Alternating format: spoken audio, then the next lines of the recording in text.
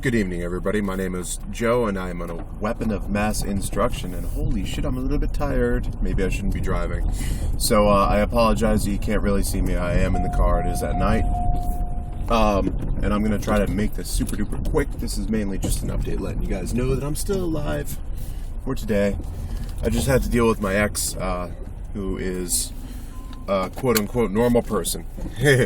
I.e. she hasn't been woken up yet. And I like to bounce ideas off of her. Shit that I hear about on YouTube and other sources. I like to talk to her and see what she thinks about it. And that gives me a sense of, how likely is it to happen. Because I don't follow the mainstream news anymore, it's helpful to see it from somebody who can interpret it their own way and stuff like that. But anyway, I had to sit through a freaking lecture from her, basically for about 15-20 minutes, about the length of one of my shows, so I can totally empathize with y'all. But the whole time she's basically telling me how she's really legitimately getting worried about me losing my sanity and shit. When I feel fine. I don't know if crazy people understand that they're crazy, but I don't feel crazy. I don't blame her for feeling the way she does. If you're out there and you're talking to somebody who hasn't woken up yet, and they realize that you hold some of the beliefs that you do, don't get mad at them because they haven't opened their eyes. You can't force anybody to wake up. They got to do it on their own, just like I had to do it on my own. And just in the nick of time, you could say. We're running out of time, I think. But anyway, the topic of discussion for the moment was the whole Mayday protests going on in Seattle, Washington, along with the entirety of the Occupy movement and the Tea Party movement mixed in there. And I wanted to get a feel for, what her opinion was on how hard would it be for the government to lock down a given city in the instance that they were to institute martial law. And, stuff like that. And what I got out of it basically was I still personally believe that it was paid for by people at the top, considering that there is some interconnectedness between the 99%ers or the Occupy movement along with the Tea Party movement, which was bankrolled by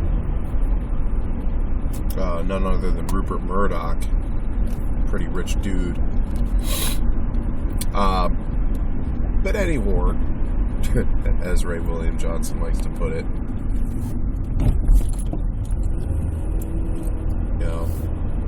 I believe that that is the case across the spectrum when it comes to all those movements. And I've heard about how Libya, Egypt, Syria, that's all staged as well. It's not an actual legitimate revolution going on there. It's been staged by people in high places.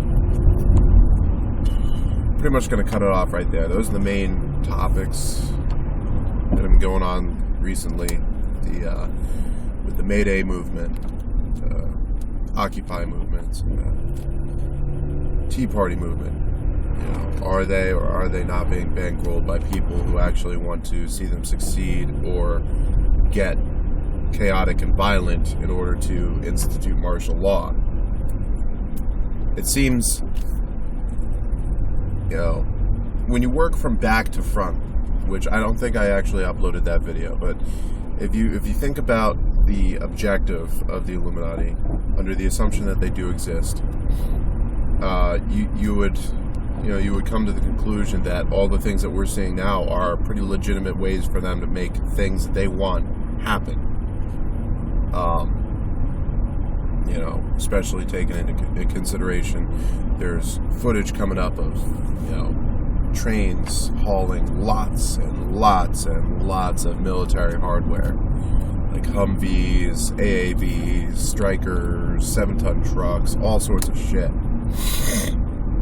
Now, when I saw the first video of this train, there were a bunch of ACPs, APCs, armored personnel carriers.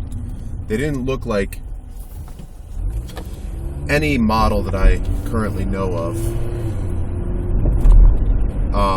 So my best guess was that, the likely reason why there was a train full of them heading wherever was simply to update that unit's capabilities and give them the newest hardware, which is what the government does all the time. That's nothing new. That's nothing out of the ordinary. It's been happening since the United States' inception in 1776 and before. The moment we started standardizing everything was the moment we started issuing massive amounts of whatever it was for all the troops. Oops, sorry.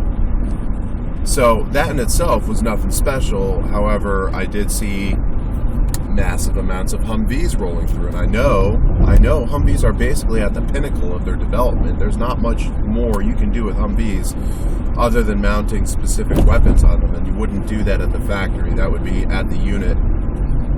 Their freaking motor pool would take care of that depending on the weapon. I also saw all those 7-ton trucks and the LAVs, which currently are already in service. So they're not, between the three of those vehicles, they're not a new model. It's not something the government just came out with to update units' capabilities. It's actually to no shit reinforce units. I want to talk about numbers, but I'm not going to do that here. I'm going to start doing some research into exactly how strong the U.S. military is and how strong it's likely to be within a year or within a month. If they called up all the reservists, if they called up all the National Guardsmen, if they called up all the people who got out but are still within their contract time, that's called individual ready reserve, which means that you're starting a normal life, but they could call you back to active service if need be. I want to look at statistics and figures, and I'll probably come out with an episode pretty soon on that and my findings on it to figure out troop strength, because that's important to know. How hard would it be in all actuality to actually take over one individual city? Now, if it was just one city, obviously the entire United States Armed Forces would be able to handle it no problem. You cut off all access to that city and hold key buildings, and from there you can sweep and clear and move everybody to the FEMA camps. Now, she didn't want to hear anything about the FEMA camps or the possibility that regular people could end up getting exterminated. Far be it for the government to try something so inhumane. We've already seen in World War II the relocation camps that they set up for the Asian Americans, specifically of Japanese descent. Now, they didn't go so far as to actually start killing them off, but they are definitely willing to forcibly relocate people without reparations for about, I believe, 30 or 40 years, until finally I think it was Reagan that said, wow, I never looked at this before, but, the U.S. government really fucked up on that. Or maybe it was even just a token gesture, who knows. But yeah, I'm pretty much going to cut off right there. Some things to think about. I'm going to be coming out soon with some numbers.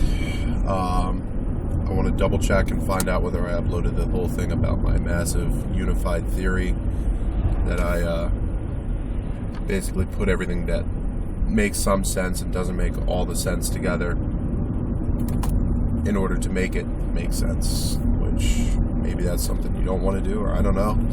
Maybe just take a look at everything piece by piece as it unfolds, but that's pretty much what I did.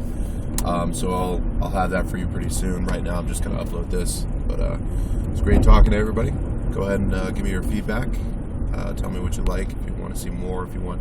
I'm probably going to go back to weapons some more in a little bit, but you know, still getting my kicks out of this. Hit that like button if you like what you see, if you want to see more. Subscribe if you haven't already.